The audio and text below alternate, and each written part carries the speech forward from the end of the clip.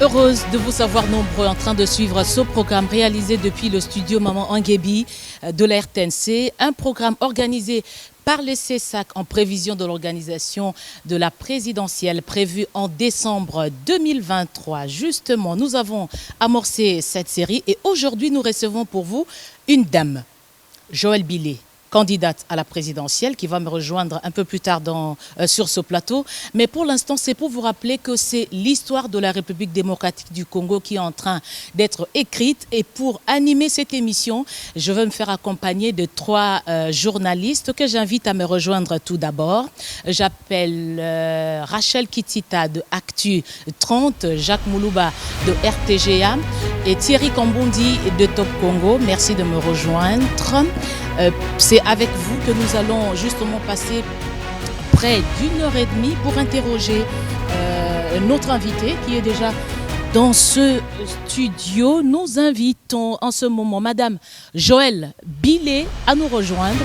C'est elle que vous allez découvrir, mesdames et messieurs. C'est l'une des femmes, je crois qu'il y a 2 femmes sur la liste de 26 candidats engagés pour cet exercice démocratique. Merci d'être là, madame. Merci beaucoup.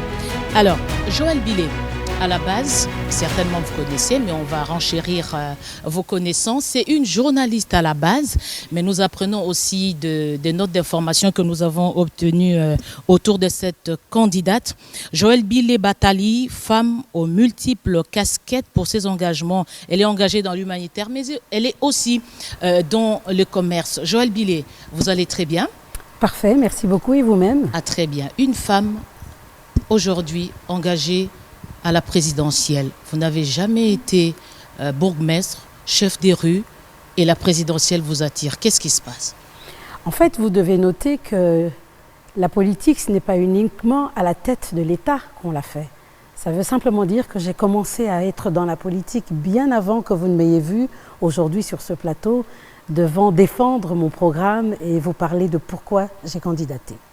Très bien, nous allons approfondir les échanges, mais avant de donner la parole à ceux qui sont autour de moi, j'aimerais rappeler à nos téléspectateurs que tout se passe autour de 7 thématiques déjà prédéfinies par les organisateurs de ce plateau. Nous allons parler de la politique nationale, l'administration territoriale et réforme institutionnelle, la justice, les droits humains, la sécurité nationale, cohabitation intercommunautaire et stabilité sociale. Nous allons aussi parler des stratégies économiques, le développement industriel, scientifique et culturel pour la RDC, les défis environnementaux et le développement durable. La diplomatie a aussi une place de choix dans cet échange et le rayonnement international de la RDC. Enfin, la promotion de la femme, de la jeunesse et des personnes vulnérables. Jacques Moulouba, vous allez très bien.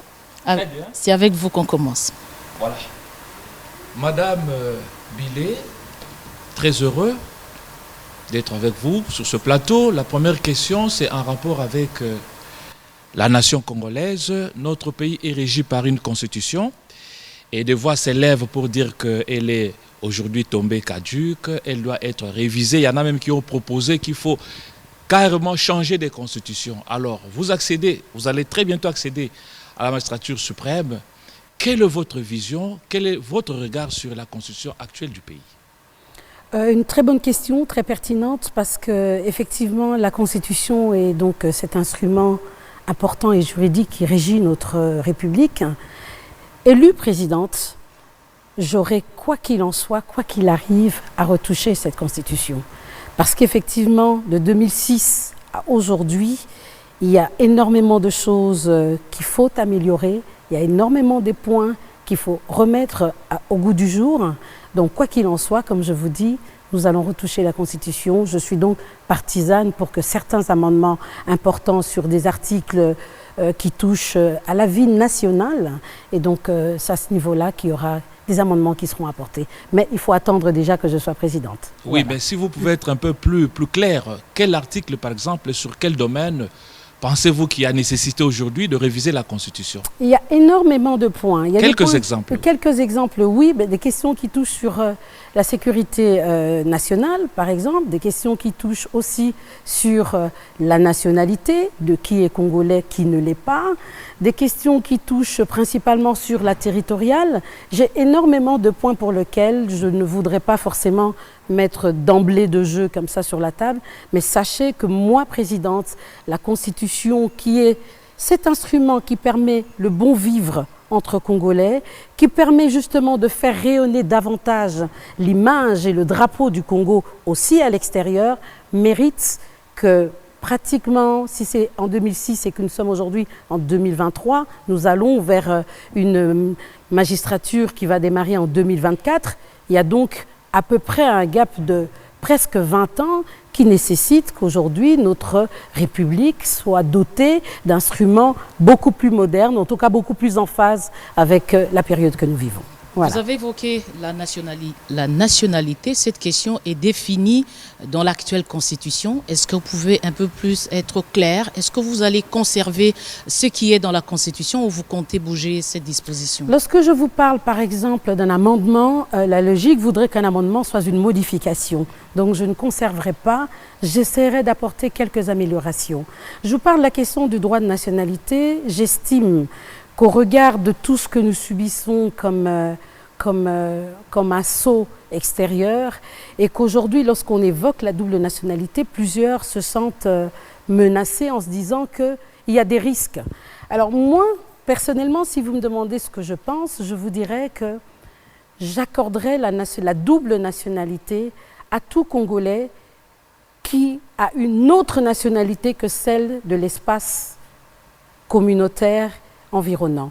C'est-à-dire tous ceux qui sont par exemple membres de l'EAC ne peuvent pas avoir la double nationalité congolaise parce que nous appartenons déjà à une seule et même communauté. Donc on ne peut pas être tanzanien et être congolais, c'est ce que j'estime. On ne peut pas être congolais et être à la fois soudanais parce que nous appartenons déjà à une même communauté à la fois économique et communauté entre frères africains. Mais par contre, j'estime qu'on peut avoir une nationalité avec un autre marché commun ou un autre, comment on dit ça, enfin une autre CER, donc communauté économique régionale, telle que par exemple un pays du Burkina Faso qui est très éloigné de nous, avec qui on ne risque pas d'avoir d'interaction qui pourrait préjudicier à l'intégrité territoriale ou à la souveraineté de la RDC. Je pense qu'il y a matière à regarder sur cette question, mais c'est un des points, hein. Je ne voudrais pas m'étendre particulièrement là-dessus. Rachel Ketsita. Merci beaucoup, Madame Joëlle Billet. Que dites-vous des articles, par exemple, verrouillés? Je prends le cas de l'article 220 de la Constitution. Est-ce que selon vous, si vous êtes élu président de la République, il faudra maintenir cet article ou il faudra le déverrouiller pour allonger un tout petit peu le mandat du président de la République? L'article 220 est un article qui est très, on va dire, très en phase avec le processus électoral que nous vivons. Je suis d'avis qu'il faut toujours apprendre à mettre du sang neuf. Donc je ne militerai pas pour que l'on change cet article 220, étant donné qu'elle permet de réguler de manière très instantanée, si vous voulez, le mandat d'un chef de l'État.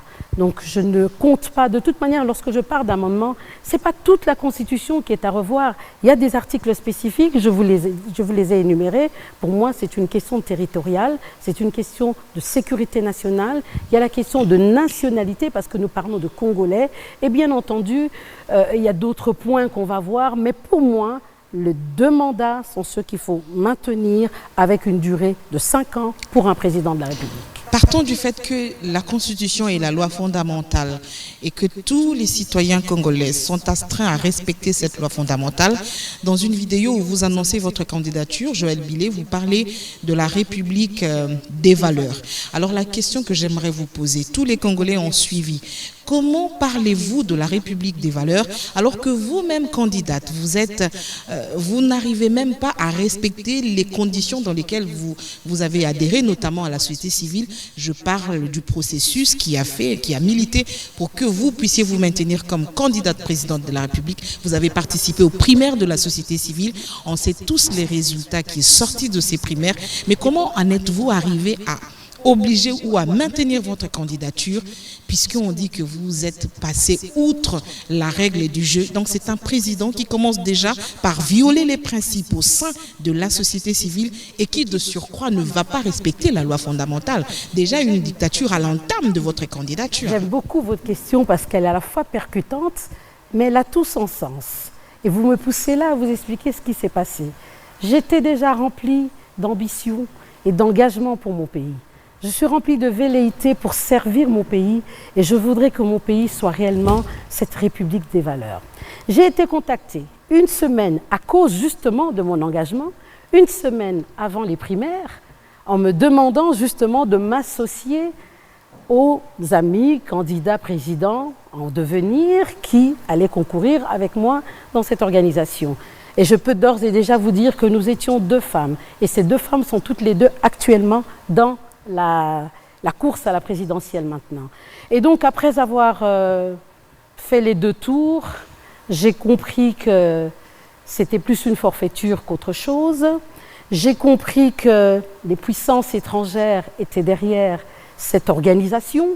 Et j'ai compris surtout qu'il ne m'appartenait pas de mettre à mort mon combat politique, mon envie que j'ai de œuvrer pour que la RDC retrouve des valeurs, retrouve la norme et retrouve le standard d'un pays qui se respecte. Et ça passe par des valeurs nobles. La tricherie n'est pas quelque chose que vous devez soutenir. Il y a eu des élections qui, pour moi, ont été truquées. Pourquoi je le dis? Parce que mon challenger, vous parlez de société civile, mon challenger était président de parti politique. Un parti politique ne peut pas être membre de la société civile. Et société civile, toute personne non engagée, ni dans l'armée et encore moins dans un parti politique. Et c'est ce que je suis. Je suis un pur jus de la société civile. J'œuvre en tant qu'actrice de la société civile. J'étais journaliste au départ. J'ai œuvré dans le secteur privé. Je suis administrateur à la Fédération des entreprises du Congo. J'appartiens à différentes organisations en interne comme en externe, et je ne fais pas de politique. Donc lorsque je me suis retrouvée face à un candidat président de parti politique, mais qui avait dans la salle des électeurs qui ont voté pour lui sur base du nom de la société civile, j'ai dit, je respecte, je laisse faire, mais je ne tue pas mon ambition. Je me présente donc moi, non contre lui, non face à lui. Je me présente en tant que patriote, en indépendante, pour servir mon Congo. Donc j'aimerais, Madame Kishita, que vous ne revenez plus sur cette question, parce que sur d'autres médias, j'ai déjà dit que cette question des primaires citoyennes est très loin derrière moi, et ça me donne ici l'occasion de dire qu'il faudrait désarmer notre jeunesse. Toutes ces puissances étrangères qui viennent pour financer des mouvements citoyens, qui viennent pour mettre en avant on va dire d'abord leur intérêt et nous dépouillent de notre identité, de notre souveraineté. C'est entre autres contre ces choses que je veux m'insurger. Donc je vous en prie, Madame, de considérer qu'à partir d'aujourd'hui, il n'y a eu de ma part aucun excès de zèle, comment vous dire ça, aucun forfait commis. Je n'ai rien violé dans le sens où je n'ai signé aucun document avec eux. Rien ne m'imposait de rester avec eux. J'ai participé à la loyale à une activité. Je me suis sentie lésée, je me suis sentie frustrée. Ce que j'ai fait, j'ai respecté leur choix, mais j'ai continué ma route et je pense que vous n'allez pas m'en vouloir pour cela. Merci, Thierry Madame. Kambondi. Madame, rien ne vous imposait non plus de participer à cet exercice. Vous aviez raison. Sachant que votre challenger était à la tête d'un parti politique. Il y avait plusieurs challengers, il y en avait 4.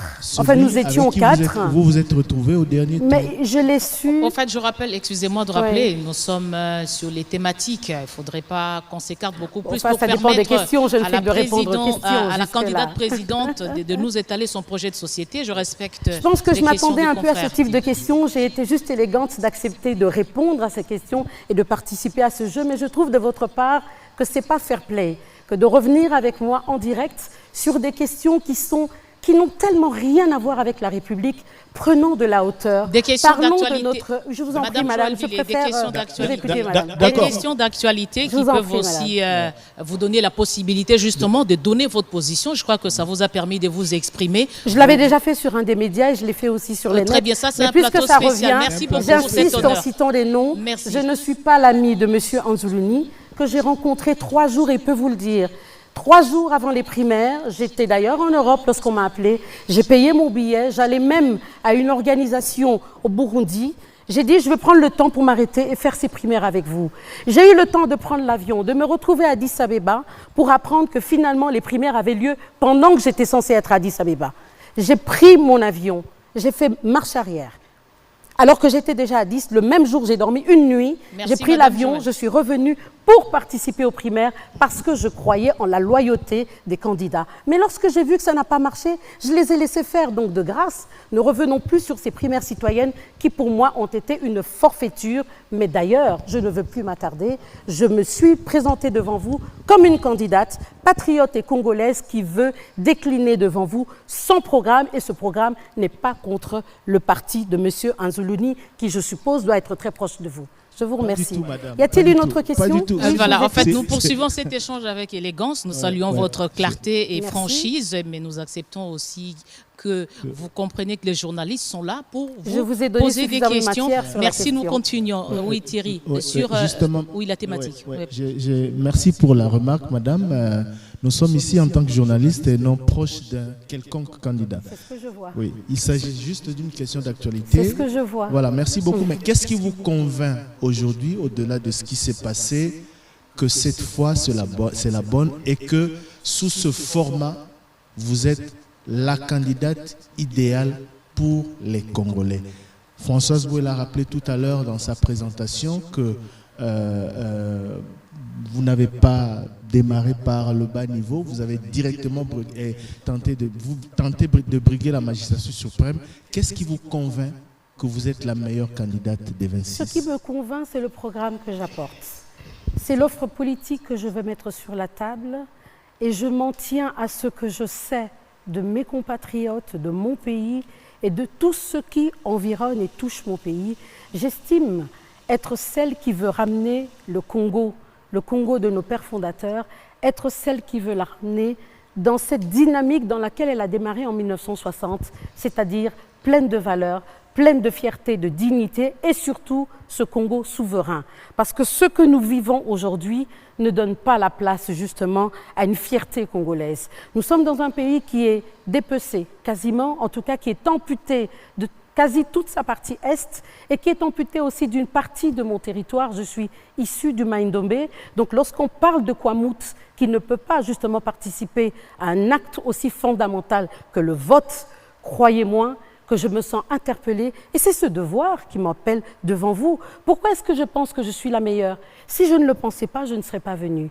Mes convictions me poussent à croire que j'ai des choses à apporter à mon peuple et je voudrais que vous le croyiez aussi parce que rarement il y a eu de femmes autant engagées que je le suis. Vous ne m'avez vu qu'au niveau de la présidentielle, mais ça fait 20 ans que je travaille à la base. Le nombre de fois que j'ai passé dans les provinces, à aller rencontrer des personnes vulnérables et partout dans les provinces, j'ai marché dans les forêts du Maniema, qui est un coin dont je ne parle même pas la langue. J'ai traversé ce qu'on peut appeler des ponts, alors qu'il s'agit justement des jeter sur l'eau et qui n'existent pas. J'ai fait des choses pour ce pays qui relève de la politique. Mais malheureusement, les journalistes, vous ne regardez souvent que les ténors et vous ne faites pas attention à ce que réalisent à petit niveau d'autres candidats. Alors, vous nous donnez l'occasion de mettre les projecteurs sur vous. Vous parlez de votre projet de société. Que prévoit ce projet sur la justice et les droits humains en RDC? Vous me posez une excellente question parce que vous savez que c'est la justice qui élève la nation. Notre appareil judiciaire est à côté du pouvoir exécutif ainsi que le pouvoir législatif, les 3 piliers qui forment justement un État.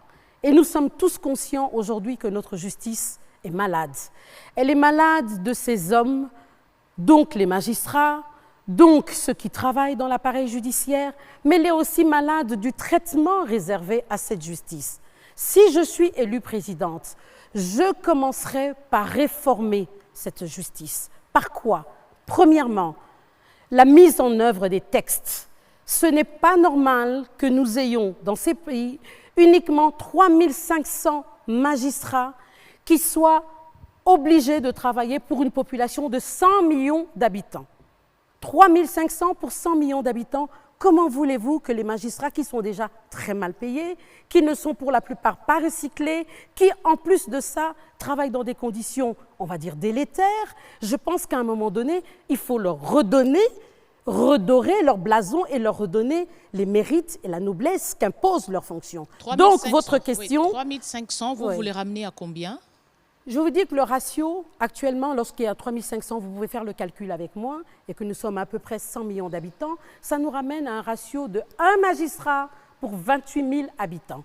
La norme, vous devriez le savoir, madame la journaliste, la norme voudrait qu'il y ait un magistrat pour au moins 5 000.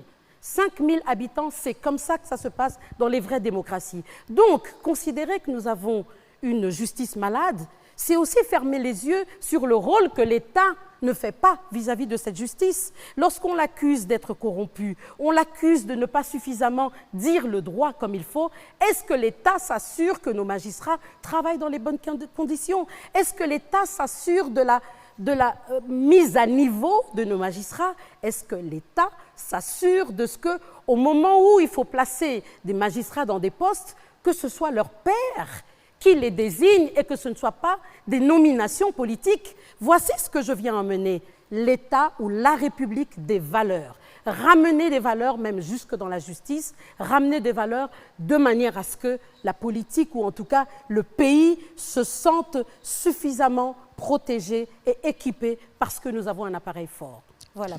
Madame, s'il vous plaît, qu'est-ce qui doit être fait de mieux que ce qui se fait maintenant? Parce que vous n'allez pas me dire, si les juristes vous entendent, ils ne seront pas fiers de penser que vous pensez qu'ils sont bien payés. Le traitement que doit avoir, traitement en termes de salaire, que doivent avoir nos magistrats, vous ne pouvez pas dire que ces gens-là sont bien payés. Je parle des réformes, madame. Les réformes, si vous me laissiez poser ma question, allez-y, je vous en prie. Qu'est-ce qui doit être fait de mieux que ce qui se fait maintenant en termes de réforme? Parce que pour ce qui est du nombre de magistrats, il y en a 5 000 qui ont été recrutés. Une bonne partie a déjà été jetée dans le bain. Une autre partie j'aime bien devrait le mot, suivre. elle a déjà été... Une bonne partie affectée, oui, j'étais dans le bain. D'accord. Alors je vous reprendrai sur cette question. Terminez votre question. Qu'est-ce qui doit être fait? Et de quelle manière pour avoir le ratio que vous proposez, vu les conditions dans lesquelles évolue le pays, et comment sortir concrètement notre justice de tous ces mots qui ne l'honorent pas, qui font que tout le temps elle est critiquée? Monsieur Kaboundi, vous vivez en RDC avec moi. Vous êtes conscient que notre appareil judiciaire et les membres de cet appareil ne sont pas payés comme il faut. Ça, c'est la première des choses. Mais vous me demandez les réformes au niveau des textes. Les réformes, parce que les textes, en fait, existent. Il faut simplement travailler sur la mise en œuvre de ces textes. Vous savez, lorsqu'on envoie, par exemple, un magistrat travailler en dehors de sa juridiction, on va dire naturelle, on en prend un à Kinshasa et on l'envoie, je dirais, à Katakokombe. Les textes prévoient, par exemple, qu'il ait une prime de défraiement, une prime de déplacement.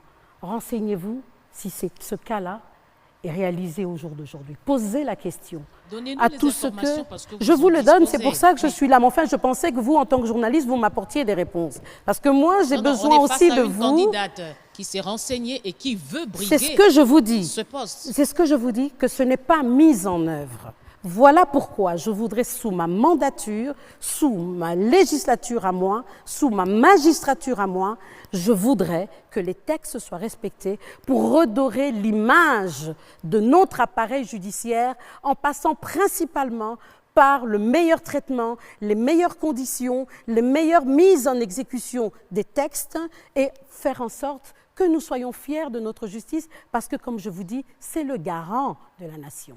Voilà. Rachel. Merci beaucoup.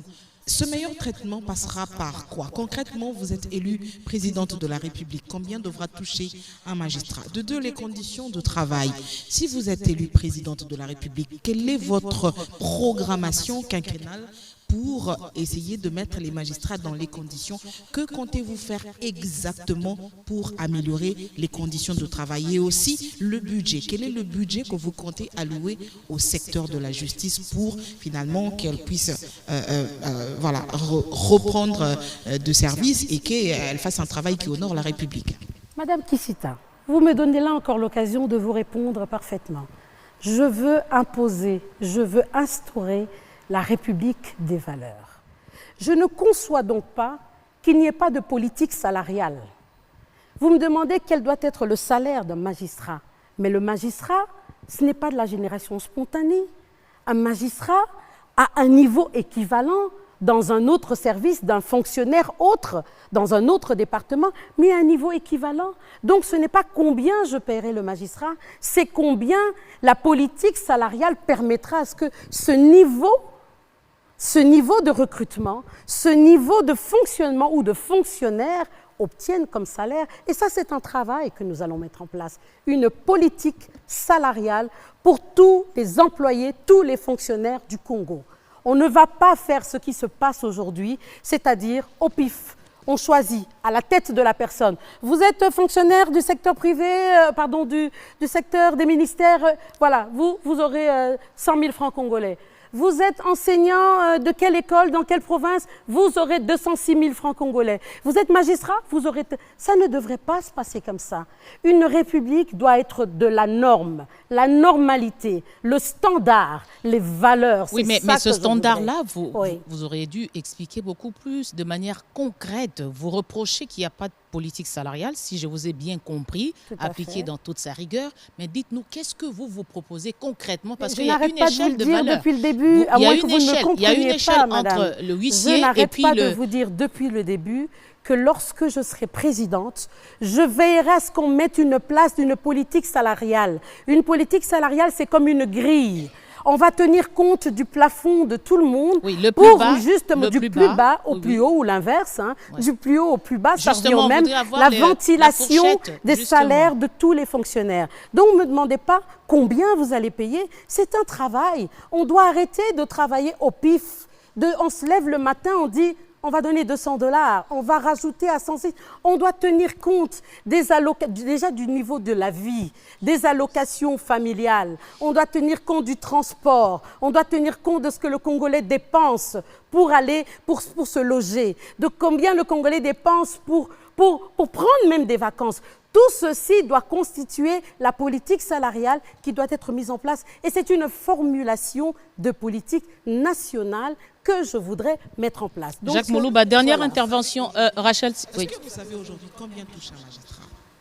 Si je sais combien ils touchent, exactement, madame. Combien? Ils ont exactement l'équivalent de, 486 000, si pas 500 000. En tout cas, ils n'arrivent pas à 510 000 francs congolais.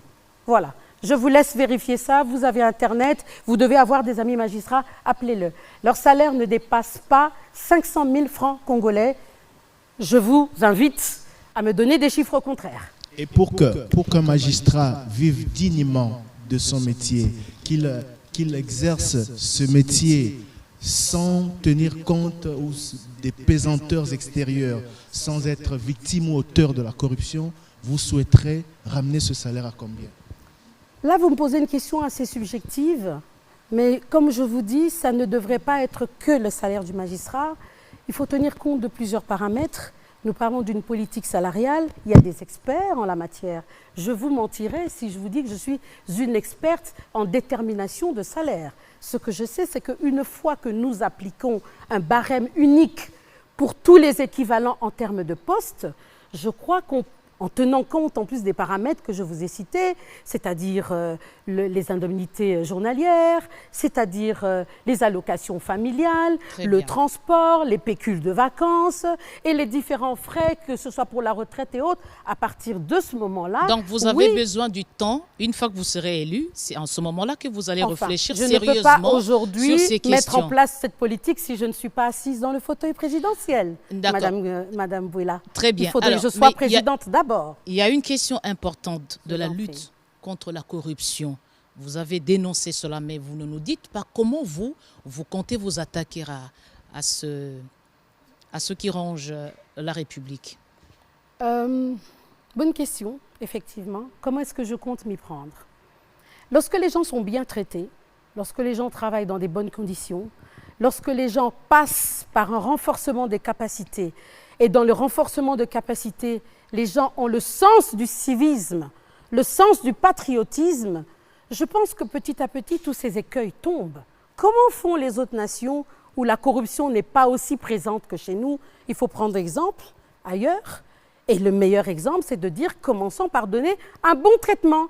Lorsqu'on paye bien les journalistes, on sait qu'ils n'ont pas besoin de venir derrière, courir après, je ne sais pas moi, tel ou tel autre politicien pour exiger ou pour demander quelque chose. Ils n'ont pas besoin de tomber à ça parce qu'ils ont des salaires décents. Nous devons nous battre pour que le Congolais soit valorisé. En fait, c'est aussi ça, une partie intégrante et très importante de mon programme.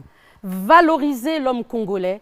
Nous sommes un pays riche. Il faudrait que de notre richesse, que nous soyons suffisamment fiers, que nous nous sentons souverains et qu'au nom de ça, nous soyons dignes pour ne plus jamais voir la corruption comme étant le seul moyen de vivre, le seul moyen d'élever nos enfants et le seul moyen de pouvoir se lever le matin pour se déplacer. Certains vous diront aussi, madame, Thierry, que oui. ce n'est pas... Certains vous diront, excusez-moi, que ce n'est pas forcément vrai parce que les plus grands détourneurs des millions de dollars qu'on entend à longueur des journées, malheureusement, ici chez nous au pays, ne sont pas forcément ceux qui sont mal payés.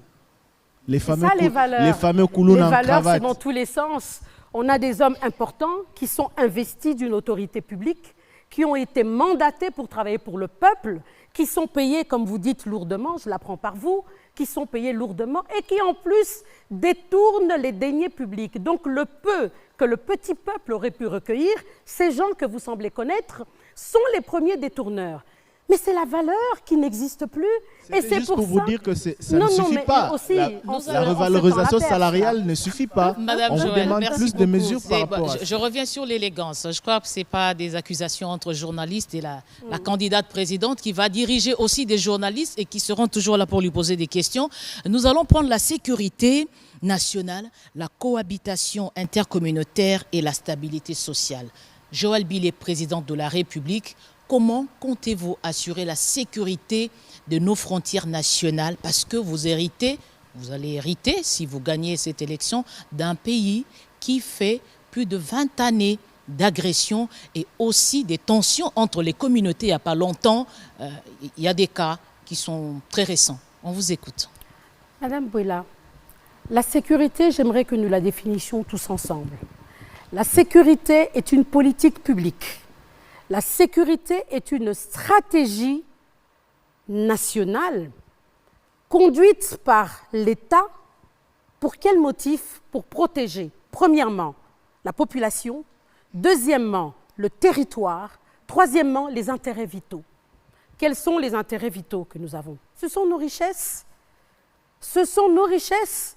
Je ferai en sorte que nos richesses soient protégées.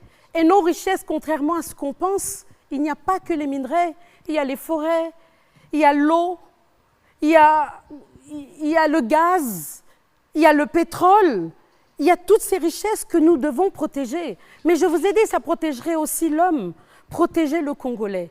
Nous devons être dans un pays où on est fier parce qu'on est pris en charge, même lorsqu'on dort. La question que vous me posez, quelqu'un qui est en ce moment à Bunia, et qui subit les affres de la guerre et qui ne sait même pas s'il se réveillera le matin. Justement, madame, oui, je peux vous interrompre un peu pour dire ceci. Le sens de la question de ma consoeur, c'est que vous héritez d'un pays qui est en guerre aujourd'hui, agressé par le Rwanda via le M23. Quelle est la recette Billet? Quel est le plan Billet pour la sortie de crise ou pour mettre fin à cette guerre, peut-être à moyen terme? D'accord. Donc, si je comprends bien, la question de la sécurité, vous ne la réduisez que à la question du Rwanda. C'est un aspect, et des M23. puisque c'est une question d'actualité aujourd'hui. Vous avez évoqué évoqué la population de Bunia qui est en train de vivre les affres de la guerre. Et donc, donnez-nous votre plan de sortie de crise. Je me suis sentie quelque peu agressée, donc comprenez-moi que vraiment, ça m'a mis hors de moi et je tiens à le dire en direct. J'aimerais que ça soit jusqu'au bout. Je me suis sentie vraiment agressée et donc comprenez un peu. Mais bon, on va essayer de remettre les choses dans la normalité et parler de la République des valeurs. Alors, qu'est-ce que je voudrais?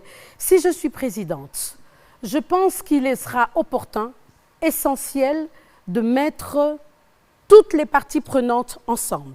Qui est-ce que j'entends par parties prenantes? D'abord les communautés, parce que je pense que les guerres ou les conflits armés qu'il y a principalement à l'Est, mais aussi beaucoup dans une partie du Maïndombe et peut-être aussi ailleurs. On a eu Kamwina Sampou il n'y a pas très longtemps. On a eu du côté des Zéniélé aussi d'autres conflits armés ou en tout cas conflits ethniques.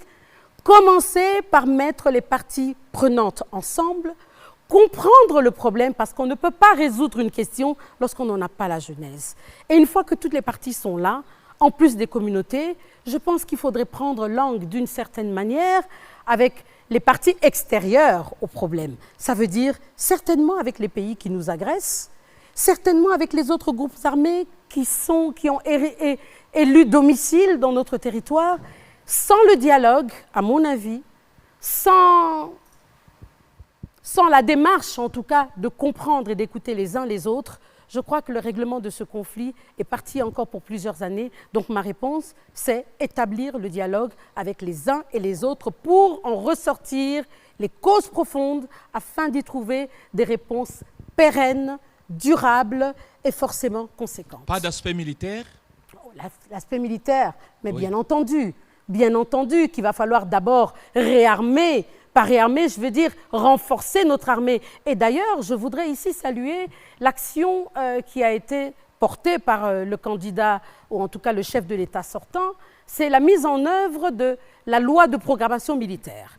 Parce que grâce à cette loi, aujourd'hui, nous savons qu'il y a un budget conséquent, important, qui sera mis à disposition de notre armée afin de la renforcer, justement. Mais il ne suffit pas de la renforcer financièrement. Elle devrait être dotée d'équipements, dotée justement de meilleures stratégies, mais l'armée devra aussi avoir un bon moment de renforcement de capacité, mais aussi, j'ai envie de dire, un temps de civisme.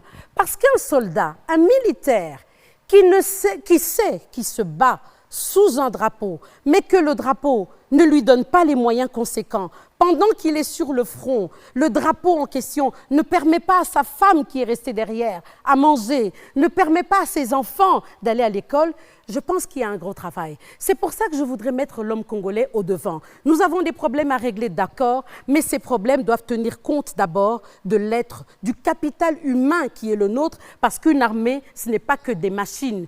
Une armée est constituée de Congolais, c'est votre frère, c'est ma sœur, et ces gens, nous devons prendre leur cas de façon holistique pour pouvoir justement faire en sorte que demain, ils se battent vaillamment pour nous sur les fronts. Et après combien de temps, selon vous, on peut arriver justement avec, en travaillant sur une les armée, hommes? Pour qu'elle soit formée, il faut environ 5 temps? ans. Avant 5 ans, on n'a pas une armée forte. Donc quand vous aurez votre mandat, au bout de 5 ans, vous n'arriverez pas à avoir une armée dissuasive, puisque pendant tout ce temps, quand l'armée en formation, oui. Croyez-moi, ce ne sont pas toutes les âmes qui sont parties.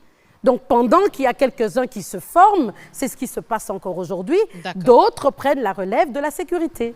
Voilà. Joël Billet, vous avez évoqué dans votre argumentaire, vous avez salué une action d'un de vos challengers qui est engagé dans la course. Vous l'avez cité, c'est-à-dire vous appréciez ce qu'il fait. On peut imaginer que vous vous retirez pour le laisser avancer.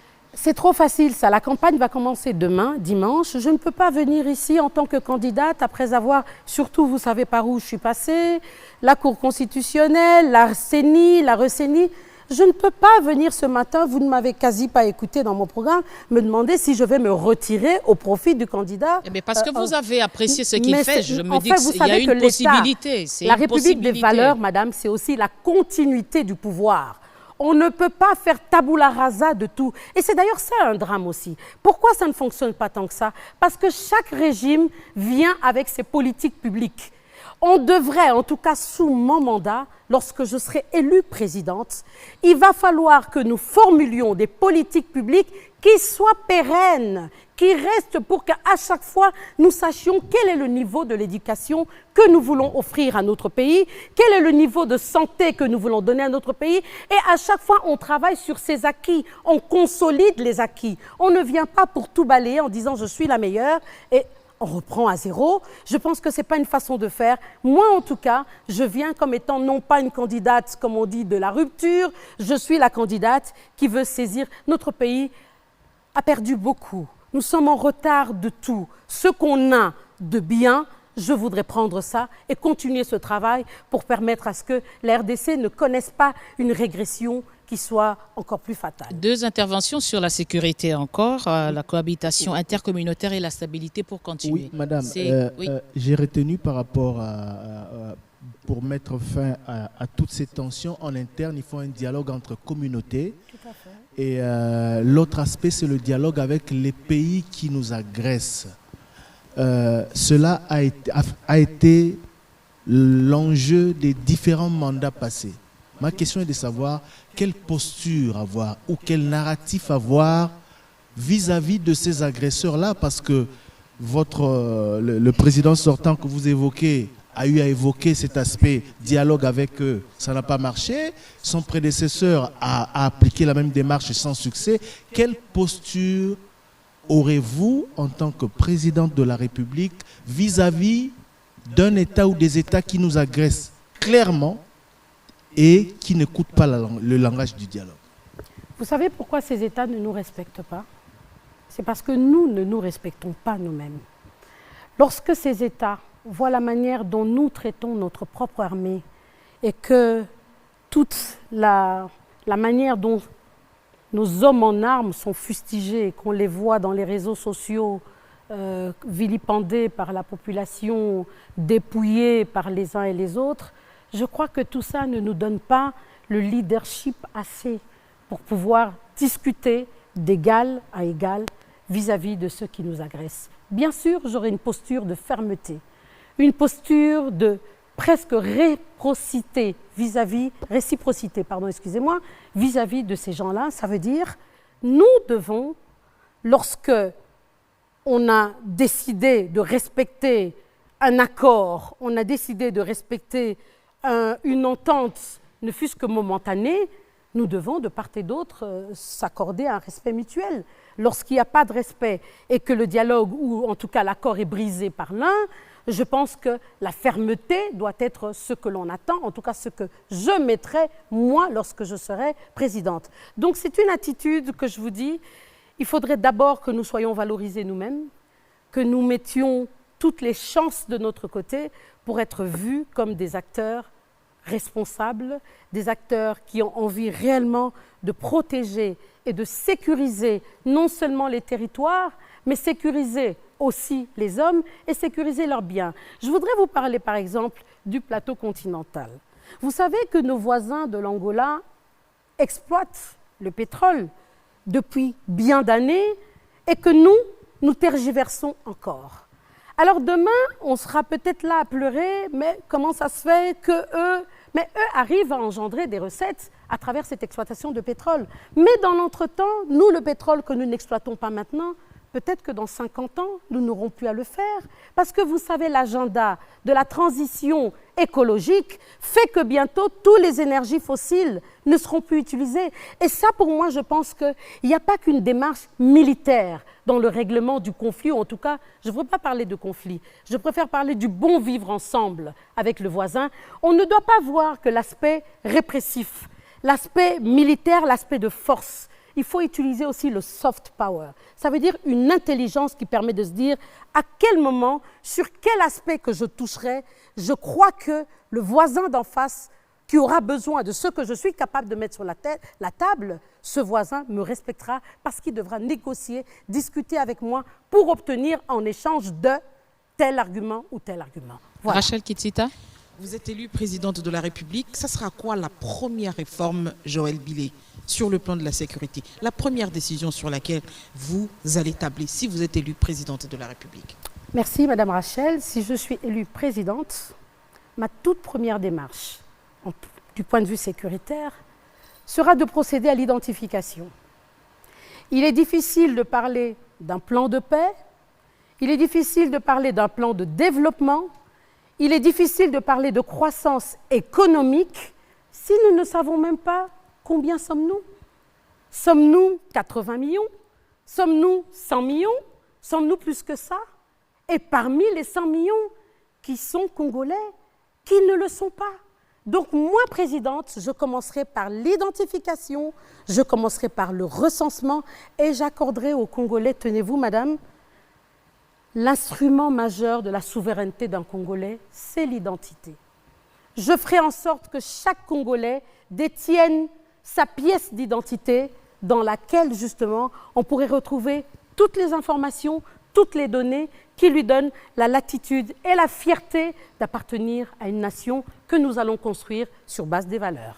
En dehors de l'Est, il y a également des phénomènes sociaux. Notamment, aujourd'hui, on parle des Kuluna, non seulement qui opèrent à Kinshasa, mais dans plusieurs provinces de la République démocratique du Congo.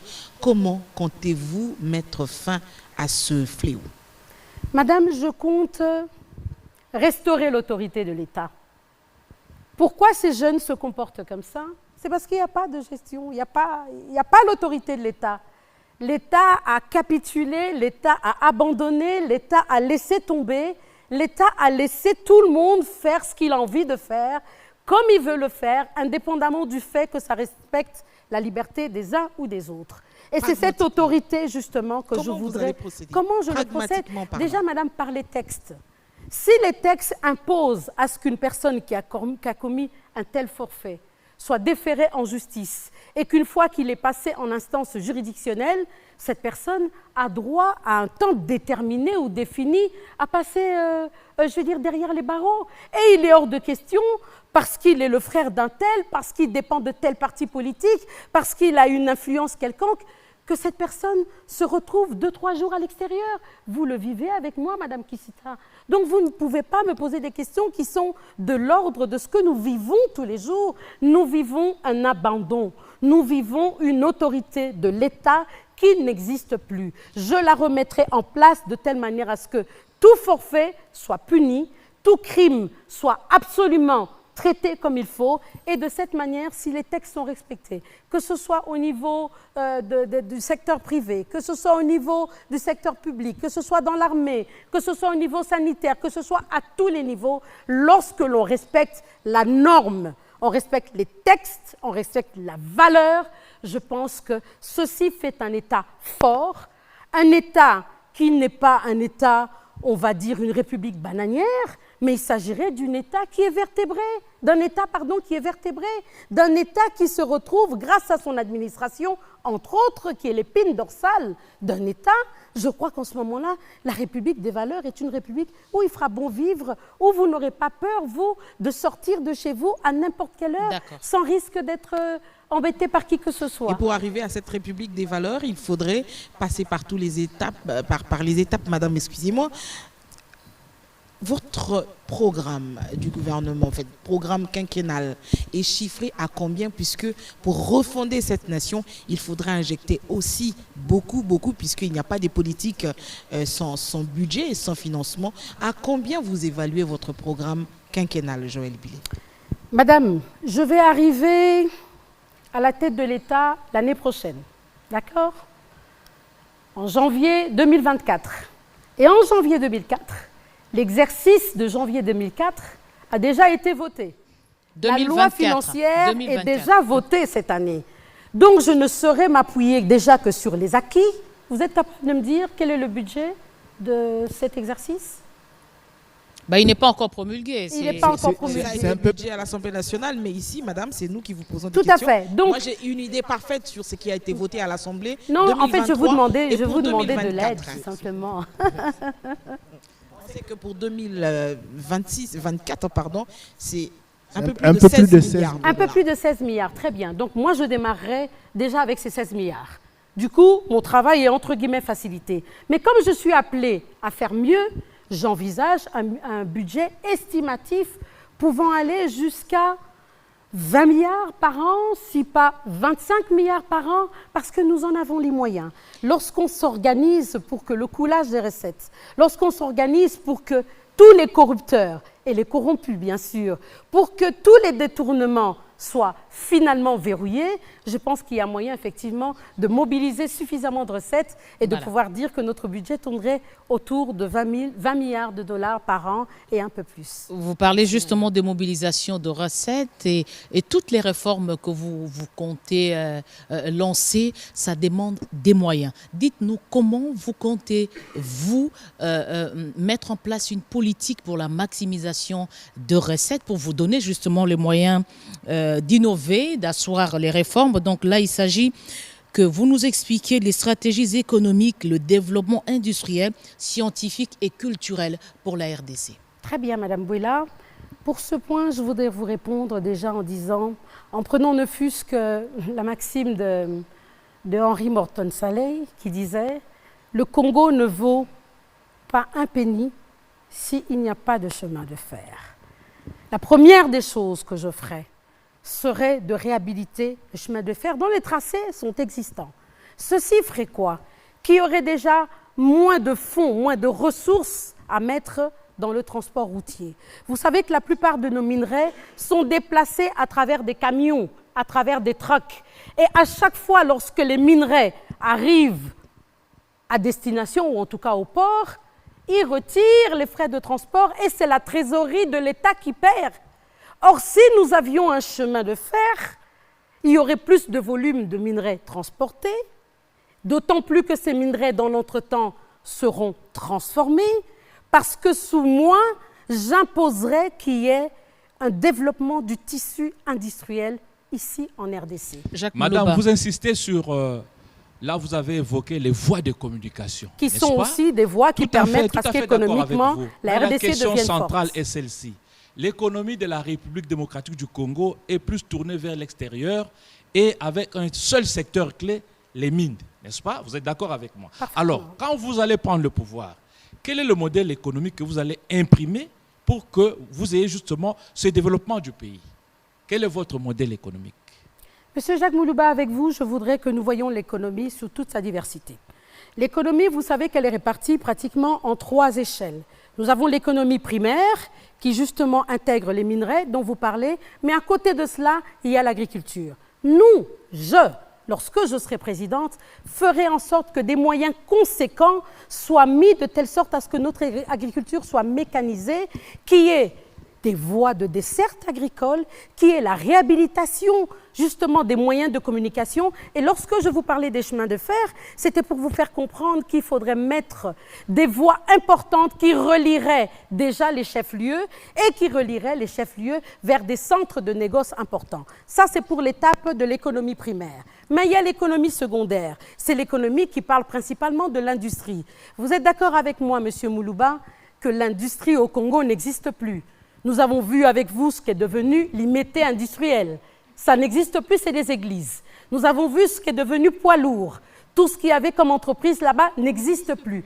Toutes ces industries, il est temps justement de les faire remettre au cœur de l'économie congolaise, parce que c'est là qu'il y aura de la création d'emplois. Comment cela? Comment vous allez vous y prendre justement? Mais je viens de vous parler par exemple du fait d'imposer à ce que nous n'exportions plus des produits bruts, quels qu'ils soient. Plus de minerais qui sortent sans qu'ils ne soient traités. Ceci imposerait donc que nous ayons sur place des industries de raffinerie, des industries de transformation. Mais ça, ce n'est pas une nouveauté parce que le régime actuel applique cela. Il y a des usines qui sont construites. Donc, dites-nous ce que vous apportez de nouveau. Vous essayez de me dire que le régime actuel a permis à ce que le développement industriel connaisse un boom. Non, le principe, je ne vais pas vous croire. Ce principe le principe est là, mais j'accentuerai. Je ferai en sorte qu'il soit permanent pour nous désengager, entre guillemets, de valeurs extractives, parce que vous savez que ce n'est pas nous qui imposons le prix des minerais. Je veux mettre l'accent là où le Congolais reste maître de quelque chose. Lorsque vous allez acheter du pain, par exemple, est-ce que c'est vous qui imposez le prix du pain ou vous trouvez le vendeur du pain qui dit « Maman, lipananga est à 500 francs ». C'est de cette manière qu'on doit travailler avec les minerais. Il est hors de question qu'on continue à avoir des prix de cobalt, d'uranium ou de lithium fixés à Londres, au Japon et un peu partout. Nous devons mettre en place une économie où nous sommes les maîtres de cela et nous serons respectés. Mais aussi, en parlant de l'économie, je voudrais, sous mon mandat, faire en sorte que l'économie ne soit pas vue uniquement comme une simple création de richesse. J'aimerais même qu'on appelle économie intelligence économique. Ça veut dire, au-delà de se dire qu'il va y avoir du négoce, on va vendre, on va acheter, il faudrait développer des idées, parce qu'on peut avoir des ressources, mais pas avoir des idées. L'inverse est valable aussi. On peut avoir des idées, mais pas avoir des ressources. J'ai pour cas, par exemple, la France. Il n'y a pas un soupçon de pétrole, pas une larme de pétrole en France. Mais vous et moi savons ce qu'est devenu Elf à travers l'Afrique, parce que justement la France a eu ce qu'on appelle une intelligence économique, que de se dire j'ai besoin de tel capital, je sais comment l'obtenir. C'est de cette manière que nous devons faire à ce que les gens viennent vers nous. Comptez-vous instaurer par exemple une bourse de Kinshasa sur le plan économique, puisque vous ne voulez pas que le prix de nos produits soit fixé à l'étranger, par Londres, aux États-Unis. Alors, vous envisagez une bourse congolaise? Mais je vous dis que quand j'étais plus jeune, mon père travaillait à la CCIZ, qui est devenue aujourd'hui l'hôtel Kempinski. Il y avait une bourse là-bas. Toute jeune, je devais avoir 10 ans, 11 ans. Je voyais déjà le Mercurial et toute la bourse qui était là. Vous savez l'histoire de notre pays. Il faudrait que nous la connaissions. C'est ce qui nous rend fiers. Moi, je prends le temps de lire tout ce qui a donné de la valeur, de la dignité, de la fierté au Congo. Et je me souviens que CCIZ était un édifice qui rendait tout le monde fier de nous. Était un édifice où les gens venaient de l'extérieur pour venir voir ce Mercurial et savoir à combien se vendait le cuivre à l'époque, à combien nous vendons les différents minerais que nous avons aujourd'hui. Donc oui, je suis fière de dire que je remettrai une bourse parce que ce n'est pas normal. C'est nous qui produisons le lithium. Il n'y en a pas ailleurs. C'est nous qui produisons les minerais qui sont recherchés aujourd'hui dans cette transition écologique et énergétique. On doit être fiers de ça et on doit se dire, avec ça, nous, Congolais, nous ne supporterons plus le pillage des recettes. Nous ne supporterons plus que ce soit les étrangers qui instrumentalisent les différents groupes armés pour nous voler notre richesse. Et nous, depuis 20 ans, nous ne faisons que de pleurer. Nous devons être en mesure d'être dignes et d'être forts et d'avoir justement des étudiants. Et là aussi, je voudrais insister sur cette question. La recherche doit venir en soutien au mode de gestion économique que nous devons avoir, parce qu'alors là, on développera, grâce à nos différents étudiants et chercheurs, différents moyens de permettre à ce que le pays aille de l'avant. Rachel ? Madame Billet, vous savez que les finances et l'économie en termes des banques sont tenues.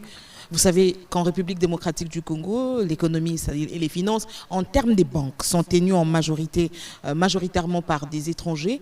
Mais alors, tout en encourageant les investissements étrangers au pays, comment comptez-vous, quelle est la politique que vous allez mettre en place pour permettre aux Congolais de monter en puissance et efficacement dans ce secteur? C'est une question très pertinente que vous me posez. Je vous en remercie, Madame Kizita. Effectivement, je suis peinée de voir aujourd'hui que le 3/4 d'investissements importants, comme vous dites, les banques justement, ne soient pas tenues par les Congolais.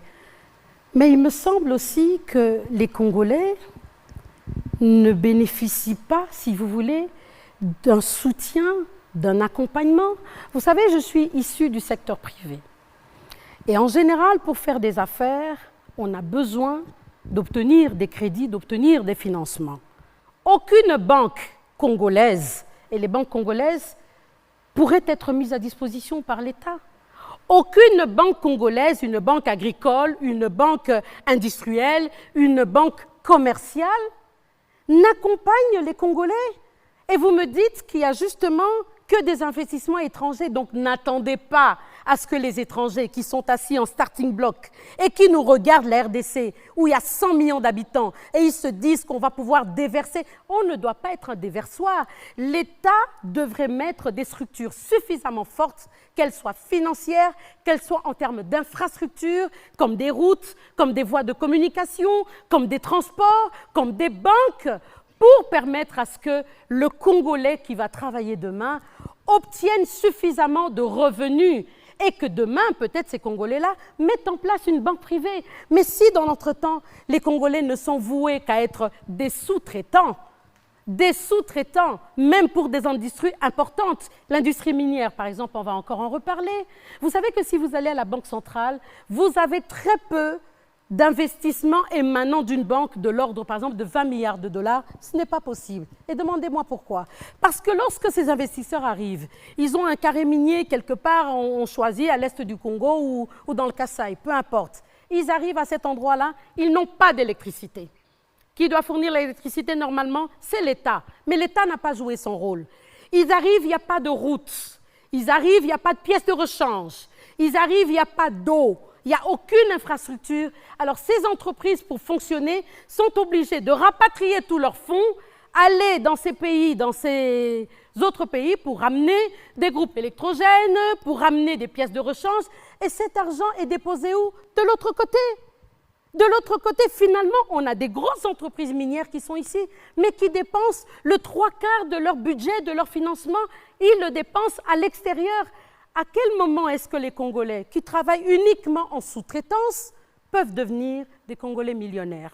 Dites-moi comment. Il n'y a que le détournement qui peut faire des Congolais millionnaires. Autrement, ce n'est pas possible. Par le travail, avec le non-investissement de l'État tel que nous le voyons aujourd'hui, il n'est pas possible pour un Congolais, quel qu'il soit, dans quelque secteur que ce soit, de se retrouver millionnaire, puisque nous ne bénéficions d'aucun accompagnement, d'aucun soutien. C'est pour ça, madame, je reviens non seulement à la République des valeurs, je reviens à la valorisation que l'on doit donner à l'homme congolais, mettre le Congolais en avant. Vous allez en France, on va vous dire que l'argent des Français appartient aux Français. Vous aimez la France, Madame Joëlle, vous n'avez des exemples qu'en France?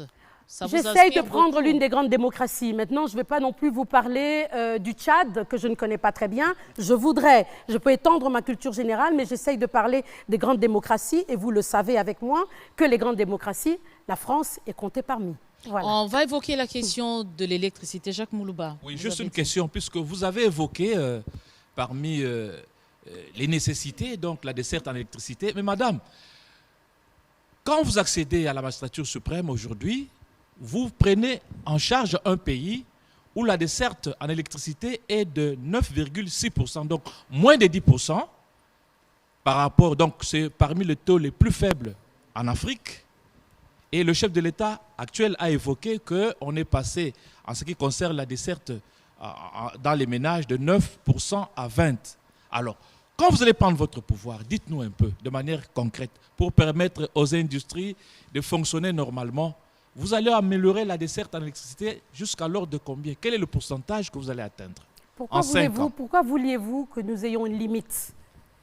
Dites-moi, à partir de quel moment vous estimez qu'il y a des zones du Congo, il y a des compatriotes qui ne méritent pas d'avoir l'électricité? Qu'est-ce que vous prévoyez dans votre plan, justement? Mais qu'est-ce que je prévois? Oui. C'est une question qui répond directement au fonctionnement même du mode de gestion et de gouvernance. Pourquoi est-ce qu'il n'y a pas d'électricité aujourd'hui? C'est peut-être ça la première des questions. Parce que vétusté de l'équipement au niveau du barrage d'Inga, parce que pas de prévision assez sur le temps de mise en œuvre ou en tout cas de mise en état des différents poteaux à différents endroits. Je crois que c'est une question simplement de moyens. Est-ce que l'État congolais manque de moyens pour faire redémarrer le barrage d'Inga? Le barrage d'Inga seul ne saura pas desservir tout aussi, le pays. Alors là, vous madame. me tendez encore une perche. Alors, ça nous donne l'occasion de construire des mini-barrages un peu partout. Il n'y a pas longtemps, je me dirigeais vers le Mai-Ndombe et j'ai pu voir la chute que permet justement le Mai-Ndombe. Je dis, voici un endroit où on pourrait installer, ériger un nouveau barrage pour permettre à ce que cette région ne reste pas dans l'obscurité. Vous savez, monsieur, c'est une question de volonté. C'est une question de volonté. Les moyens, le Congo en a. Je le dis haut et fort que mon pays est riche. Oui, une fois, vous êtes chef de l'État. Une fois que je suis chef de l'État, je mobilise les moyens et je fais en sorte que les fonds soient alloués de manière efficace, de manière conséquente pour les priorités qui sont justement cette question de taux de pénétration d'énergie électrique, mais aussi faire en sorte que nous avons, vous avez vu un peu l'hydroélectricité que nous avons, le cours hydrique que nous avons, et à des endroits où il n'y a pas d'eau, on vit dans Kinshasa où il n'y a pas d'eau, on voit le fleuve passer devant nous, mais il n'y a pas d'eau à la maison, et vous me demandez si je serais capable de mettre en place, oui, je mettrai des moyens pour que des pipelines, pour que des services de traitement d'eau se mettent en place, de telle sorte à ce que tous les Congolais soient logés à la même enseigne. Je ne considère pas normal qu'il y ait de l'eau à la Gombe, mais qu'il n'y en ait pas à Malueka. Ils ne sont pas moins compatriotes que moi. Je ne conçois pas que ceux qui sont à Arou, ceux qui sont à Bunia, on me dit tu vas à Bunia à 18h, il n'y a plus d'électricité. Ceci me choque. Nous appartenons à un même pays. L'équité est une valeur qui devrait être mise en avant lors de ma mandature. Et je tiens vraiment à dire qu'il faudrait que nous revenions à la République des valeurs, mais aussi à l'identification. L'électricité pour combien de personnes? Parce que tout le monde tire des câbles. Qui tire? Combien sont-ils ceux qui tirent? Comment pouvons-nous les gérer? Il y a un sérieux problème. Identification, recensement, respect des textes, mise à la norme, mise à la normalité, respect des valeurs, République des valeurs, et je pense que nous pourrons aller de l'avant. Thierry Kambondi. Madame, je voudrais peut-être, pour schématiser, revenir sur le modèle économique idéal pour la République démocratique du Congo. C'est vrai qu'à travers les réponses aux questions de mes confrères et consoeurs, vous avez évoqué ce que vous allez faire dans des secteurs différents, mais qu'est-ce que vous appréciez de l'actuel modèle économique du pays et qu'est-ce que vous trouvez de mauvais que vous comptez, présidente de la République, réparer pour que nous ayons un modèle économique plus compétitif? Et puis, puisque vous avez parlé de certains quartiers pauvres ou de certains recoins du pays qui ne bénéficient pas des mêmes avantages que d'autres, comment comptez-vous lutter de manière efficace contre la pauvreté et réduire ce taux de chômage, surtout chez les jeunes? Là, je parle entre autres à l'opératrice économique que vous êtes. Merci, M. Kabondi. La première des questions, quel sera mon modèle économique? Un modèle qui est basé uniquement non, mais essentiellement sur l'agriculture. L'agriculture, vous savez, est ce qui a permis à des grandes nations de devenir ce qu'elles sont aujourd'hui. Vous conviendrez avec moi que même la guerre aujourd'hui entre la Russie et l'Ukraine est une guerre qui est basée, entre autres, sur la production et sur la commercialisation des céréales. C'est pour vous dire combien cette question essentielle de l'agriculture est importante.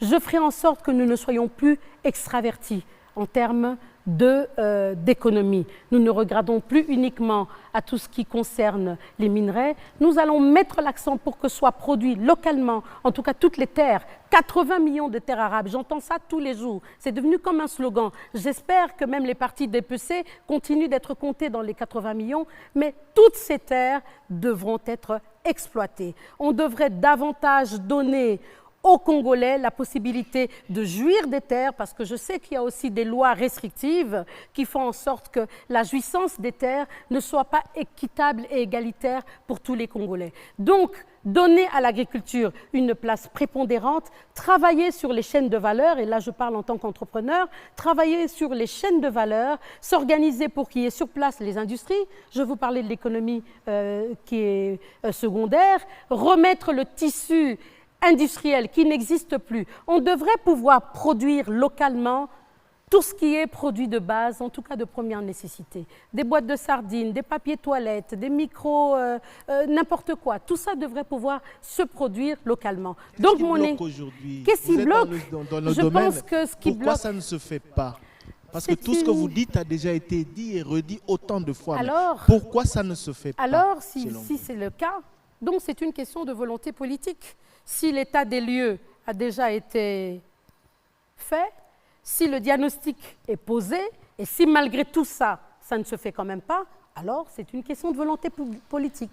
Et moi, je viens vous dire que j'ai la volonté, la détermination. Je viens parce que je ne supporte plus de voir cette misère congolaise qui dure depuis des années, alors que nous sommes un pays riche. Le chômage chez les jeunes. On prendra ça au dernier point. Je crois que maintenant, il faudrait évoquer les questions de l'environnement et du développement durable. La RDC que vous comptez diriger demain, où voulez-vous placer cette nation sur ces questions de développement, sur ces questions d'économie verte? Nous savons tous que la RDC est une réserve très importante, l'une des plus essentielles dans le monde sur la Terre en matière de crédit carbone. Et nous savons aussi que nos populations sont privées, si vous voulez, de pouvoir exploiter leur microcosme, leur environnement direct, au nom justement de la protection de la diversité et protection des différentes énergies que nos forêts, nos bassins renferment.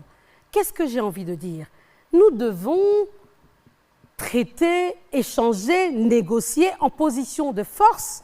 Il faut une compensation à ces populations à qui on empêche de profiter de son écosystème au nom du fait que le monde a besoin de ce que nous nous renfermons, alors que les textes exigent que les pollueurs, les premiers pollueurs, soient les payeurs. Mais aujourd'hui, le Congo, nous ne polluons pas, mais nous ne recevons rien non plus. Donc, je placerai la RDC en tête des négociations pour dire que nous avons de quoi permettre au monde, à la terre de respirer, mais au nom de ça, nous exigeons d'avoir une compensation, et une compensation importante pour dire demain, justement, si vous voulez, réparer le préjudice qui nous est fait.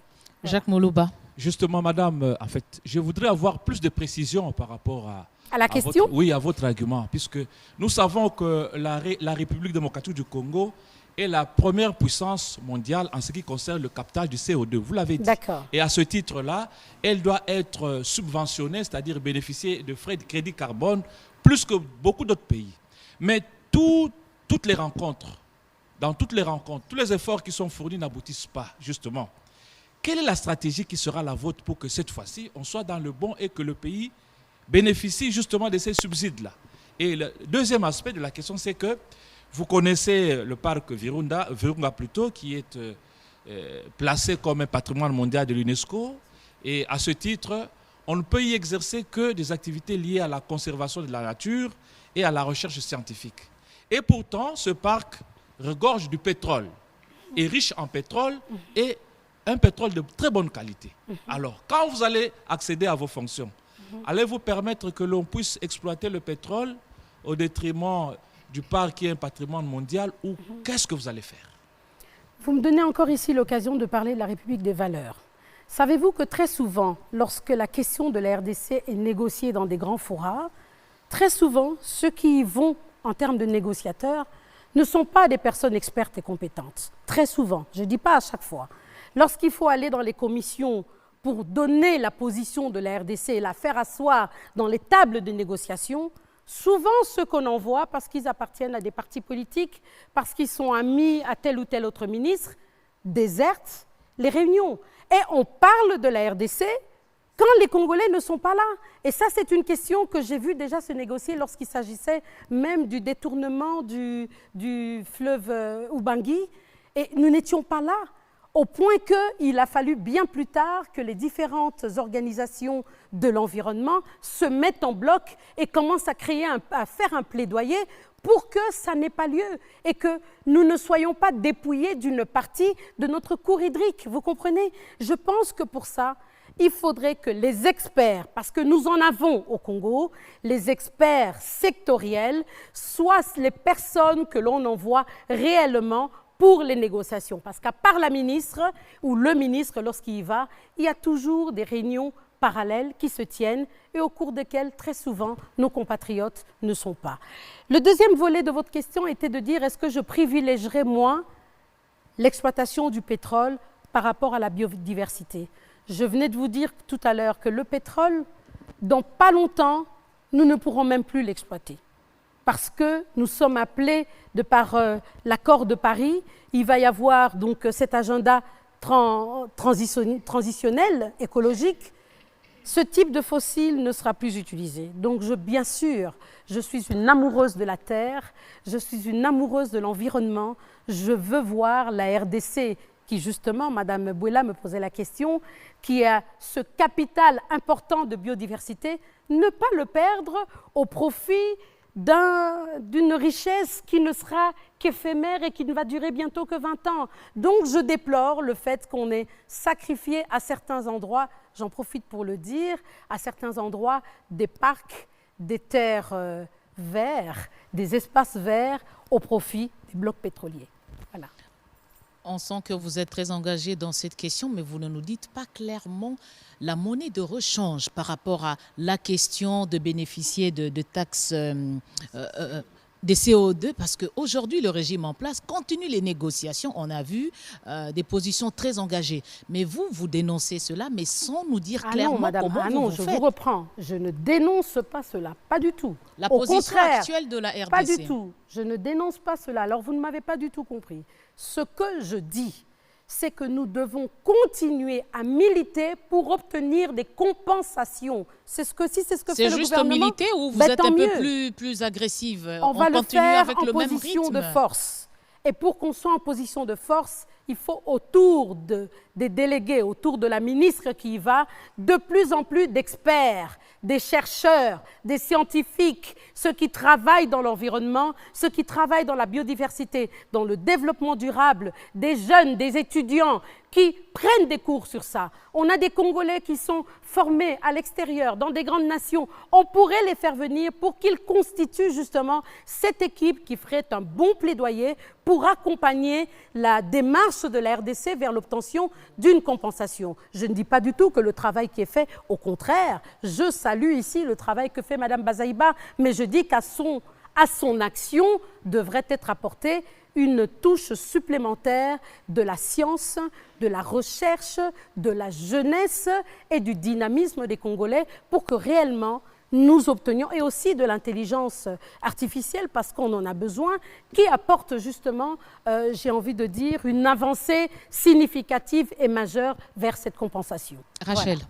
Très bien dit, madame, puisqu'on sait tous que les mines vont s'épuiser un jour, et vous le faites si bien de marteler qu'il faut mettre un accent aussi sur l'agriculture, puisqu'il faudra nourrir les Congolais, plutôt que de toujours importer, il faut importer tout ce que nous consommons.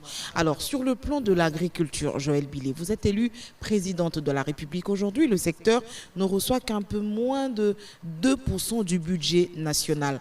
Combien comptez-vous allouer au secteur de l'agriculture pour encourager ceux qui sont déjà dans le domaine, et comment comptez-vous, quelle est votre politique pour appeler demain les Congolais à pouvoir s'intéresser à la terre puisqu'il faudra nourrir les Congolais? Vous savez, l'avantage de l'agriculture dans notre pays, elle n'a pas qu'une destinée ou une fin de nourrir les Congolais. Mais la politique en matière d'agriculture dans notre pays est aussi une question sécuritaire.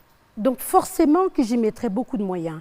Pourquoi je dis sécuritaire? Parce que vous saviez que toutes ces terres pour lesquelles se battent les différentes communautés, si elles avaient été récupérées par l'État, exploitées par l'État, mises en valeur par l'État, plantées, cultivées par l'État, il y aurait moins de guerres ethniques comme on en voit sur le plateau de Batéké et même au niveau de l'Est.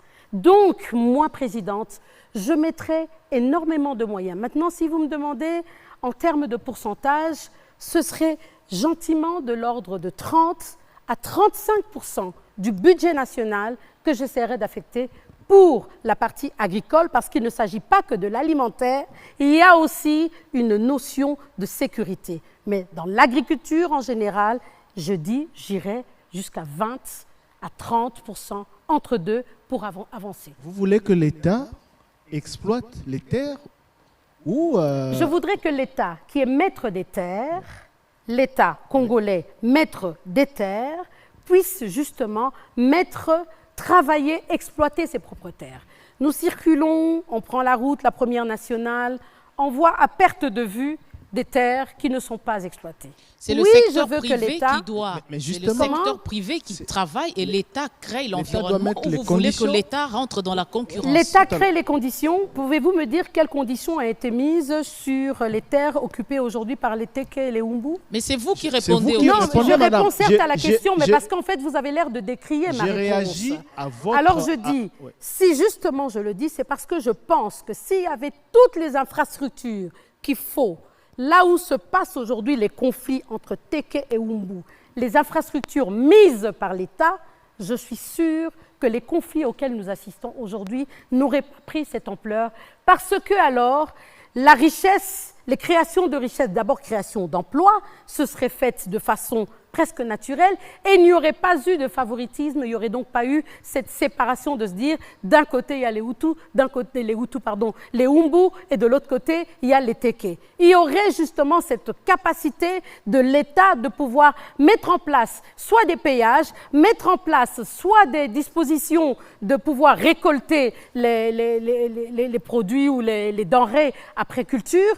Tout ça, si l'État avait pris les bonnes dispositions et si l'État avait mis en place des structures même qui permettent cette chaîne d'approvisionnement, je pense que ça aurait permis d'atténuer un tant soit peu. Ce n'est pas le seul problème qui aurait pu être fait, mais ça aurait pu permettre d'atténuer justement cette question d'insécurité à l'Ouest. Merci Madame Joëlle. Alors, le pays que vous comptez diriger à partir de janvier 2024, comment vous comptez le vendre son image à l'extérieur? Là, j'évoque la question de la diplomatie et du rayonnement. Madame, j'ai le privilège d'avoir voyagé énormément. Et des ambassades que je connais sont pour la plupart des ambassades qui sont placées dans les meilleurs coins des juridictions dans lesquelles sont installées ces ambassades. Mais dans quel état sont nos ambassades? Dans quel état se trouvent les drapeaux, ne fût-ce que les drapeaux de nos ambassades? Si vous me demandez à moi, je me dis c'est peut-être parce que l'État est peut-être éparpillé ou n'a pas assez les moyens. Donc moi, présidente, je commencerai par rationaliser les ambassades. Ne peut-être pas en avoir partout. A-t-on besoin d'avoir forcément une ambassade dans un pays avec qui nous n'avons pas une si grande et ni si importante relation bilatérale? Je vais rationaliser, mettre peut-être moins d'ambassades. Mais aussi, je vais redorer l'image de nos ambassades extérieures. On ne peut pas avoir des ambassades où on a de l'eau qui coule à l'extérieur, une peinture qui n'est pas faite, mais aussi, madame, nous allons travailler sur le personnel. Parce que si vous regardez même les derniers ambassadeurs qui sont venus apporter leur lettre de créance auprès du chef de l'État, la plupart de ces ambassadeurs sont soit des professeurs d'université, soit des chercheurs. En tout cas, ce sont des fonctionnaires chevronnés. Le problème avec nous, c'est que comme nous n'avons plus de valeur, nous prenons dans les partis politiques et on envoie le premier qui n'a eu peut-être que son premier poste de travail à la tête de l'ambassade où il est envoyé. Ceci n'est pas normal. Ce n'est pas une république des valeurs. Voilà pourquoi, lorsque je serai présidente, je placerai à la tête des ambassades des ambassadeurs qui sont des ambassadeurs de carrière. Je sais qu'il peut y avoir aussi des postes politiques. On mettra des ambassadeurs politiques à des endroits stratégiques et ailleurs, on permettra au personnel d'être formé, mais aussi de recevoir leur salaire. Vous voyez que nous revenons toujours sur la question des valeurs, sur la question du Congolais à qui on doit donner de la dignité pour que le Congolais ne soit plus là dans les ambassades à vendre des plaques diplomatiques, qu'il ne soit plus dans les ambassades à quémander, qu'il ne soit plus dans les ambassades à tracasser la population qui vient pour payer un passeport ou pour obtenir un visa. Nous allons renforcer justement la diplomatie en lui donnant toute la noblesse qu'elle mérite. Jacques. Madame Joëlle, quelle sera votre politique diplomatique justement par rapport aux 9 voisins de votre pays quand vous allez accéder au pouvoir? Comment comptez-vous vivre avec les voisins? Puisque généralement, c'est cette cohabitation qui pose problème. Je pense que je l'ai évoqué d'une certaine manière dans une des précédentes questions en vous disant que nous allons démarrer par une discussion, une négociation pour pouvoir mettre le bon vivre ensemble. Vous savez que vous dites les voisins. Nos frontières sont certes intangibles, mais les voisins aussi ne vont jamais bouger. Et pour les générations à venir, nous sommes appelés à vivre dans la configuration géographique telle qu'elle est aujourd'hui. Alors nous devons user de diplomatie, nous devons user de bon sens et mettre en avant nos valeurs, non seulement africaines. Oui, mais c'est théorique, user de la diplomatie, le bon sens. Mais il n'y a pas de baguette magique. Madame Bilé, présidente de la République, moi, je compte vivre de telle façon avec la Zambie, le Rwanda, l'Ouganda, la Tanzanie. Laissez-moi déjà arriver, commencer à prendre, c'est ce que je ferai dès que j'arrive, commencer à prendre contact avec chacun de nos voisins, chacun de cet État souverain et voisin, pour comprendre quel est le mode de fonctionnement, de relations bilatérales que nous allons avoir au sein de cette communauté à laquelle nous appartenons désormais. Madame Joëlle, on est en train de terminer Déjà, cet échange. j'ai l'impression Ça va qu'on vient à tellement peine de vite, commencer. mais je dois vous poser cette question. Je vous en prie. Vous êtes une femme engagée en politique pour défendre tout ce que vous avez eu à nous expliquer, mais vous ne nous dites pas comment vous comptez faire la promotion de la femme, des jeunes, des personnes vulnérables. Madame Bouela, ça me choque que ce soit vous qui posiez la question de cette manière-là. J'aurais voulu que ce soit peut-être les hommes qui le disent comme ça, parce qu'on Oui, ne mais peut je pas suis journaliste. promouvoir C'est pas des promotion de la propos sexistes, femme. c'est des Nous ne journalistes. sommes pas un produit, madame. Nous ne sommes pas un produit. Une femme est une personne à part entière. On ne promeut pas les hommes. Il est hors de question qu'on parle de promotion pour les femmes. Et vous La proposez quelle Constitution expression? congolaise garantit la parité entre les hommes et les femmes. Maintenant, pour Mais répondre vous à faites votre la question... promotion des valeurs. Vous Je parlez fais la d'une promotion des république valeurs, mais pas la autant promotion qu'on des fait femmes. la promotion. Non, je ne suis pas féministe. Je ne fais pas la promotion des femmes. Une femme, pour moi, n'est pas un produit. Une femme congolaise a toutes les compétences, tout ce qui tourne autour d'un être humain, et elle ressemble à un Congolais homme. Maintenant, ce qu'il faut faire, ou comment j'aurais voulu que vous me posiez la question, qu'allez-vous faire pour que l'équité entre l'homme et la femme soit respectée dans notre pays? Parce que pour l'instant, vous savez que la parité, même au niveau du gouvernement, même au niveau des différentes assemblées, dans les postes de décision, la parité n'est pas respectée. Sous mon mandat, je ferai respecter la Constitution, permettre qu'à compétences égales, à valeur rencontrée, à opportunité trouvée, qu'on place une femme à cette place-là, de manière à ce que l'équité soit respectée. Je n'aime pas le mot promotion. Nous ne Donc sommes pas un produit, je suis désolée, madame. Maintenant, dans la même question, vous parliez aussi de jeunesse. Vous serez une présidente qui ne répondra qu'aux questions qui lui sont... aux questions auxquelles elles se sont à l'aise. Parce que quand on évoque des expressions, ça vous choque. Madame, mais je viens de vous répondre. Vous vouliez savoir ce que je vais faire. Je dis que je mettrai en place une politique qui permettra à ce que l'équité, la parité consacrée par notre Constitution soit réellement mise en œuvre. Je viens de vous le dire. Mais c'est encore une fois abstrait. Hein. La Constitution, il y a plusieurs articles, mais vous ne nous dites pas de manière claire ce que vous comptez faire pour les femmes, pour les personnes vulnérables et pour les jeunes. Pour les personnes vulnérables, ça c'est un sujet qui me touche. Vous savez que je suis maman d'un enfant handicapé. Un enfant vivant avec handicap qui a 20 ans aujourd'hui, qui ne marche pas et qui ne parle pas, il ne peut associer que 2 syllabes. C'est un enfant duquel j'ai été obligée, entre guillemets, de me séparer parce qu'il ne peut pas vivre avec nous. Vu son état, on ne peut le mettre que dans une structure. Je ne peux pas vivre avec cet enfant ici au Congo parce que malheureusement, il n'existe pas de structure pour accueillir ce type d'enfant. Donc moi, j'estime être, mon enfant et moi, tous les deux, j'estime que nous sommes privilégiés. Mais je sais qu'à côté de ça, dans l'arrière-pays, à Kinshasa et partout ailleurs, il y a tellement de personnes vivant avec handicap pour lesquelles je vois qu'il n'y a pas de grosses stratégies qui sont mises en place pour eux. Il n'y en a pas dans les transports, donc une question, je réponds à réponse précise, je ferai en sorte que dans les transports en commun, il y ait le moyen de permettre la mobilité des personnes justement vivant avec handicap.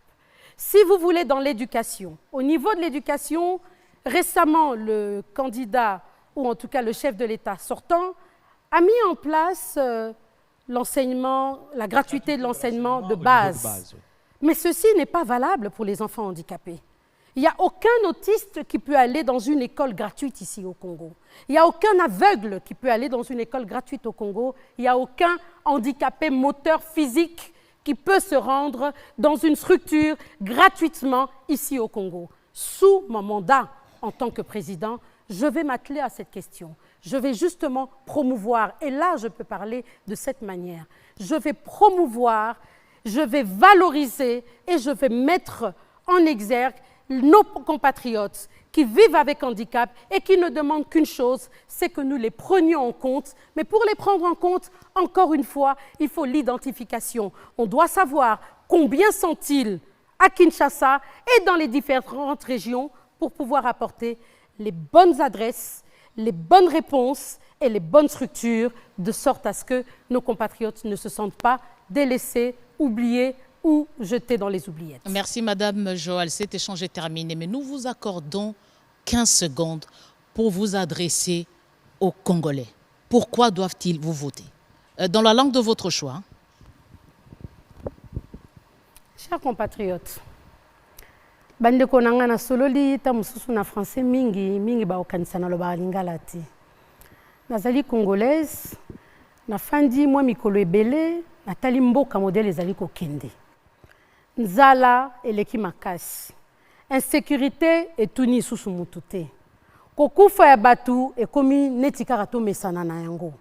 Natali pe lolenge ya kita ya ekolo. Lolenge mboka na biso ezali na makoki ya kopesa congolais moko na moko makoki ya vivre tolobaka na français décemment, c'est-à-dire ya vivre na limemia na lokumu nyonso na moni yango ezokoka te tina lelo. Yango ngai Joël Bile na liboso na bino nazali ndeko na bino na botami awa na koli awa bapara nanga bazali awa na fandi kati na bino na tambola province nyonso ya Congo ata province moko na kendango ata 6 fois ata 7 fois tina bakati nango na ebi pasi na bino yango wana na sengeli na bino bo tala misu na bino karate epa ya bakonzo ya minene po pasi na biso pe Congo ezali ya kokanisa ke depuis 1960 ti lelo kaka baoyo ba dirijaka mbula na mbula tata mwana tata mobali mwasi totala pe po soki bozali kaka kopona baoyo wana boyebaka ke pona bino bato ya musika baoyo bozanga bandeko ekozala pasi pona bino bokoka ya solo kozwa oyo tolengeli pona bino yangona nangi na sola na lisolo tobengi république des valeurs ezali kozwa kaka makoki oyo tozali nango batexte oyo tozali nango totia yango na misala to permettre mutu na mutu ayeba ke place nango ezali wapi na lolenge wana RDC na biso ekotombwama bato ya libanda bako respecter biso po biso moko na kati tokofanda na bolingo tokofanda na kimia. En tout cas na remercier bino mingi pe na remercier bandeko nanga. Merci Madame Joël Bile d'avoir répondu à l'invitation de ce plateau organisé par le CESAC. Nous vous remercions vous aussi qui avez suivi ce plateau réalisé avec mes confrères Jacques, Thierry et Rachel. Nous restons disponibles pour vous servir parce que nous recevrons tous les candidats et cette chaise vous attend. Vous qui êtes à Kinshasa ou à l'étranger, vous êtes candidat sur la liste des 26, cette chaise vous attend. À très vite avec le même plaisir.